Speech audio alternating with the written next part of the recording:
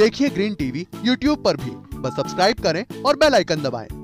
नमस्कार दोस्तों, स्वागत है आप सभी का किसान बुलेटिन में और मैं हूं आपके साथ पारुल यादव। चलिए नजर डालते हैं किसान बुलेटिन में आज की बड़ी हेडलाइंस पर।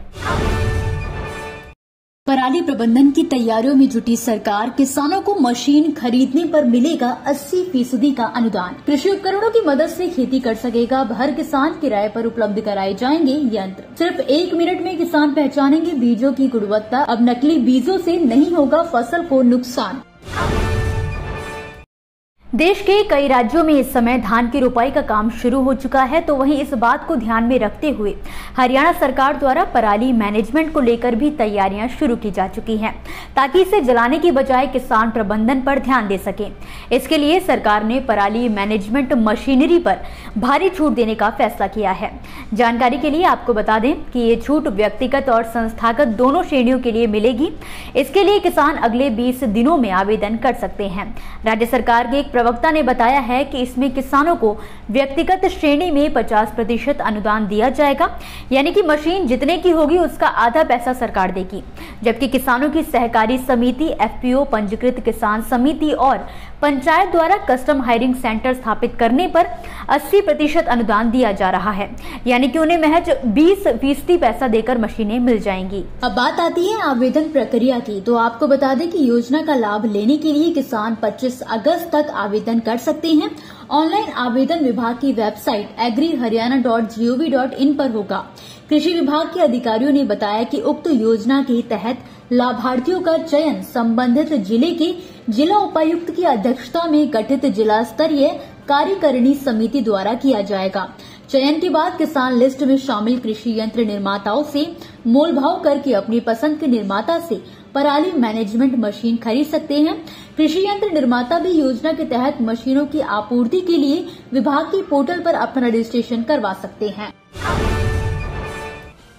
खेती में कृषि मशीनों के इस्तेमाल से किसानों की न केवल लागत में कमी आती है, बल्कि मजदूरों का खर्च और समय के साथ ही मेहनत की भी बचत होती है। मगर देश के अधिकतर किसान महंगे कृषि यंत्र और औजार खरीदने में सक्षम नहीं है, जिसे ध्यान में रखते हुए सरकार द्वारा कृषि उपकरण बैंक की शुरुआत की गई है।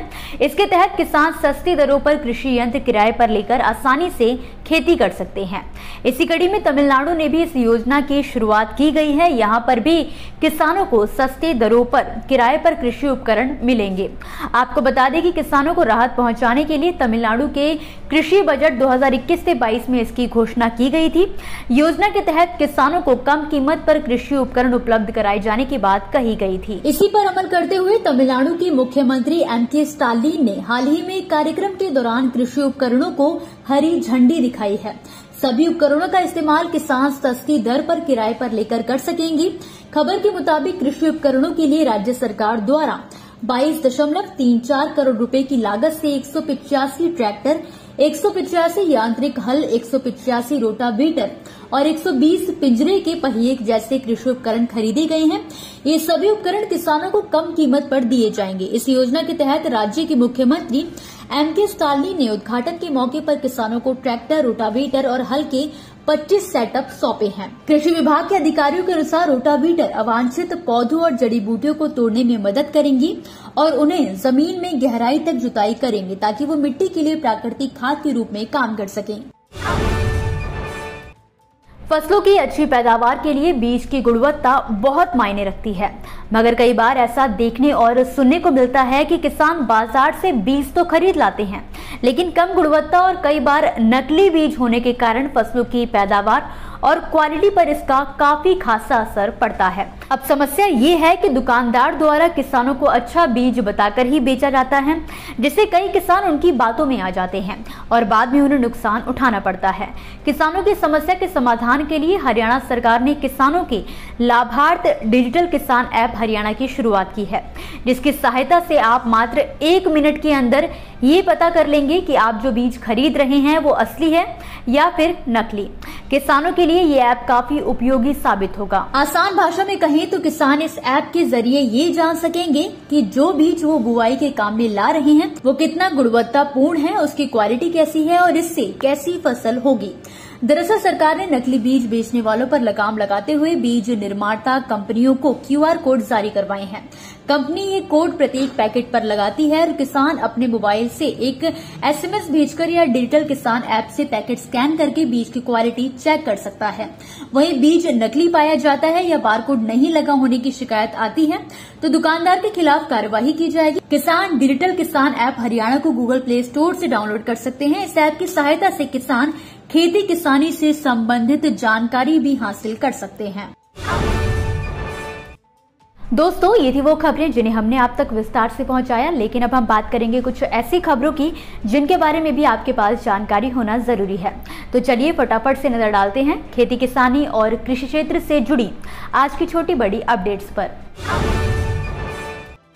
संयुक्त किसान मंच के बैनर तले प्रदेश के 27 किसान बागवान संगठन द्वारा आज राजधानी के नवबहार चौक से छोटा शिमला तक आक्रोश रैली निकाली गई है। आपको बता दें कि किसान बागवान फलों की पैकेजिंग पर GST खत्म करने, कश्मीर की तर्ज पर MIS के तहत सेब खरीद करने और सेब पर आयात शुल्क 100% करने की मांग कर रही हैं। संयुक्त किसान मंच के संयोजक हरीश चौहान ने कहा है कि प्रदेश सरकार बागवानों को हल्के में लेने की गलती कर रही है। अभी तो ये शुरुआत है, मांगे नहीं मानी गई तो विधानसभा चुनावों तक ये लड़ाई चालू रहेगी। झारखंड के गिरिडीह जिले में बारिश की स्थिति इतनी खराब है कि जुलाई महीने गुजर जाने के बाद भी जिले भर में अब तक मात्र 2.2% ही धन रोपनी हो पाई है। किसान मोटर पंप का सहारा लेकर कुएं और तालाब का पानी से थोड़ा बहुत जान बचाने के लिए खेती कर रहे हैं। धान के अलावा जो भी खरीफ फसलें लगाई गई हैं वो भी पानी के अभाव में अब झुलस रही हैं। आज हरियाणा के करनाल जिले में संयुक्त किसान मोर्चा के आह्वान पर शामलात और मुस्तरका मालकान भूमि के मामले को लेकर किसानों द्वारा जिला मुख्यालय पर विरोध प्रदर्शन करके ज्ञापन सौंपा गया है। किसानों ने विरोध करते हुए बताया है कि हरियाणा में बहुत सारे गांव शामलात जमीन पर बसे हुए हैं। सुप्रीम कोर्ट के एक निर्णय के बाद सरकार इन गांवों को उक्त भूमि से बेदखल करना चाह रही है, जो सरासर गलत है। इन लोगों ने खून पसीने की कमाई से मकान बनाए हैं, उनको सरकार द्वारा उजाड़ा जा रहा है। उत्तर प्रदेश की हरदोई जिले की मुख्य विकास अधिकारी IAS आकांक्षा राणा ने हाल ही में पौधारोपण करने का लक्ष्य अपनी जिम्मेदारी पर ले लिया है। आकांक्षा राणा ने बताया है कि जनपद में खाली पड़े बंजर स्थानों, जल सरोवर और ग्राम पंचायतों में कुल 372 मियावाकी साइट चुनी गई हैं। एक साइट पर 350 पौधों का रोपण किया जाना है। कम बुवाई के कारण उड़ीसा में इस बार धान उत्पादन में 20% की कमी आने की आशंका जताई गई है। कृषि एवं खाद्यान्न निदेशालय के एक वरिष्ठ अधिकारी के अनुसार चालू खरीफ सीजन के दौरान करीब राज्य में 16 लाख हेक्टेयर भूमि में नर्सरी लगाने के साथ ही धान की रुपाई और बुवाई का काम चल रहा है, जबकि पिछले साल इस अवधि के दौरान करीब 20 लाख हेक्टेयर जमीन में धान की नर्सरी तैयार की गई थी। इस हिसाब से इस बार धान की रुपाई में 20% तक का फर्क पड़ा है। इसी के साथ आज के किसान बुलेटिन की बड़ी खबरों में फिलहाल के लिए बस इतना ही। आप मुझे दीजिए इजाजत और देखते रहिए ग्रीन टीवी। नमस्कार। देखिए ग्रीन टीवी YouTube पर भी, बस सब्सक्राइब करें और बेल आइकन दबाएं।